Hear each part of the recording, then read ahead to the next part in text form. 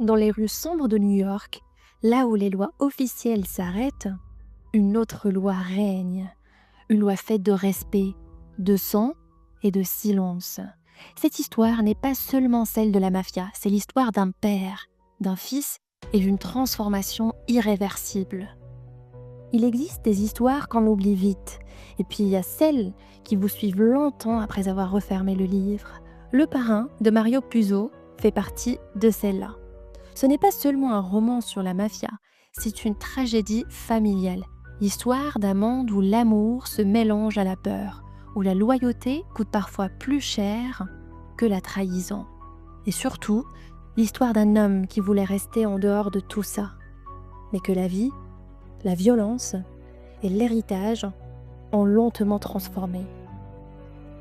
Dans cette vidéo, je vais vous raconter l'histoire complète du Parrain, sans raccourcis, sans détails oubliés, pour comprendre comment un simple soldat est devenu l'homme le plus redouté de sa génération. Le Parrain, publié en 1969, est un roman de l'écrivain américain Mario Puzo. Il raconte l'ascension et la chute d'une grande famille mafieuse italienne installée aux États-Unis, la famille Corleone. Ce livre est devenu un monument de la littérature moderne et a donné naissance à l'un des films les plus célèbres de l'histoire du cinéma. Mais aujourd'hui, nous allons nous concentrer sur le roman, car le livre va encore plus loin. Il explore les pensées, les blessures, les peurs et les choix de ses personnages. Et surtout, la lente transformation d'un homme ordinaire en parrain redouté. Avant de plonger dans l'histoire, il faut comprendre qui sont les piliers de cette famille. Don Vito Corleone, c'est le chef de la famille Corleone, on l'appelle le Parrain. Un homme calme, intelligent, respecté, qui préfère la négociation à la violence. Il croit profondément à la famille, à l'honneur et à la loyauté. Michael Corleone, son plus jeune fils. Au début de l'histoire, Michael ne veut rien avoir à faire avec la mafia. Il est étudiant, ancien soldat de la Seconde Guerre mondiale et rêve d'une vie normale. Sonny Corleone, le fils aîné, impulsif, violent, imprévisible. Tom Hagen, le fils adoptif, avocat de la famille, calme, rationnel, loyal. Connie, la fille de Don Vito. Son mariage ouvre le roman. L'histoire commence le jour du mariage de Connie Corleone. Toute la famille est réunie. Des politiciens, des policiers, des criminels, des juges. Tous viennent saluer Don Vito. Car en ce jour spécial, selon la tradition sicilienne, le parrain ne refuse aucune demande. Dans son bureau sombre, pendant que la fête bat son plein à l'extérieur, Don Vito écoute des hommes désespérés demander justice. Il ne fait pas appel à la police. Il rend sa propre justice. Contre des faveurs, des dettes, une loyauté éternelle, Don Vito contrôle une grande partie de New York. Jeux, protection, corruption, influence politique. Mais il refuse une chose, entrer dans le trafic de drogue. Pour lui, cela détruirait les familles et attirerait trop l'attention des autorités. Un autre parrain, Soloso, surnommé le Turc, lui propose une alliance. Don Vito refuse. Cette décision va tout changer. Peu après ce refus, Don Vito est victime d'une tentative d'assassinat. Il est criblé de balles en pleine rue. Gravement blessé, il tombe dans le coma. La famille Corleone vacille. Sonny prend le contrôle temporairement, mais il est impulsif. Il commet des erreurs. Pendant ce temps, Michael, jusque-là éloigné des affaires familiales, se rend à l'hôpital pour protéger son père. Il découvre que les policiers sont corrompus, que son père est laissé sans protection. C'est à ce moment-là que Michael change. Pour la première fois, il accepte l'idée de tuer. Il propose un plan. attirer Sollozzo et un capitaine de police corrompu dans un restaurant et les exécuter. Michael, le fils innocent, devient assassin. Il tue froidement, puis il s'enfuit en Sicile. Michael se cache dans le village natal de son père. Là-bas, il découvre ses racines, la culture sicilienne, le code de l'honneur. Il tombe amoureux, il épouse une jeune femme nommée Apollonia. Pour la première fois, Michael goûte à une vie simple, paisible, mais cette paix ne dure pas. Un attentat le vise.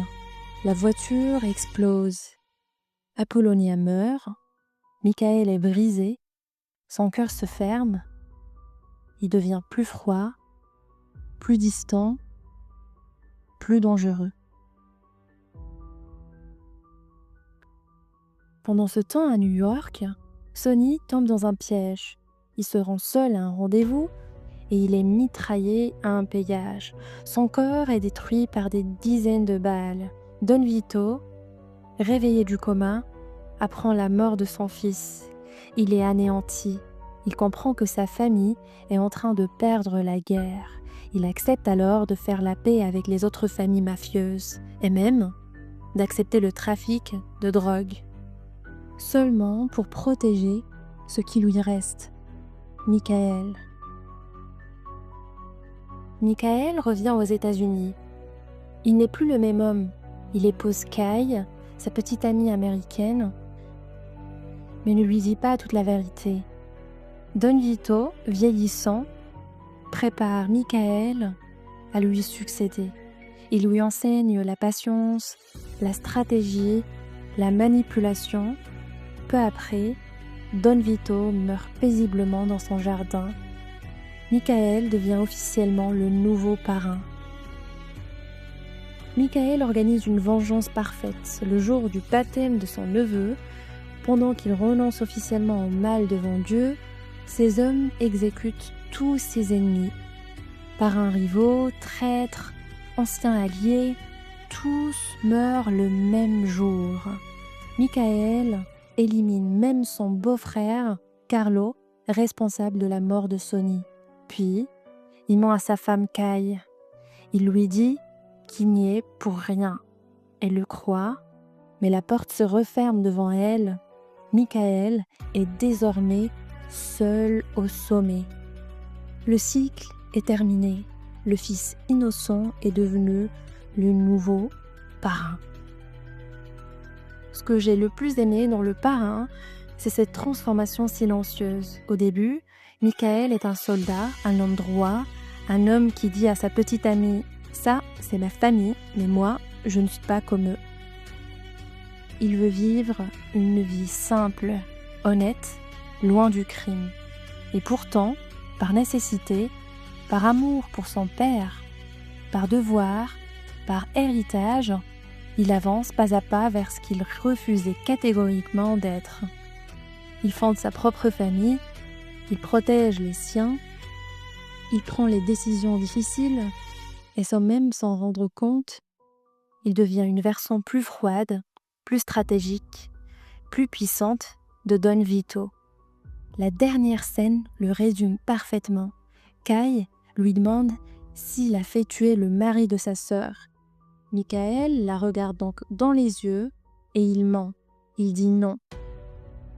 Elle veut le croire parce qu'elle aime encore l'homme qu'il était. Puis, la porte se referme, doucement, entre elle et lui. Et en se retournant, Kay comprend. La vérité est là, claire, silencieuse. Don Vito est mort, mais le parrain, lui, est toujours vivant. Il a simplement changé de visage. Si cette histoire vous a touché autant que moi, n'hésitez pas à aimer la vidéo, à vous abonner et à partager votre ressenti en commentaire. Merci et à très bientôt.